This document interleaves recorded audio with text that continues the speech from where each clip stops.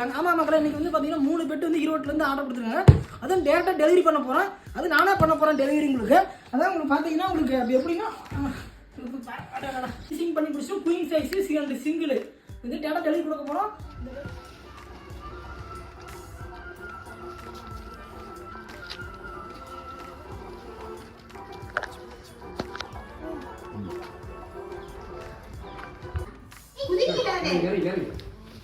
போடுவோம்.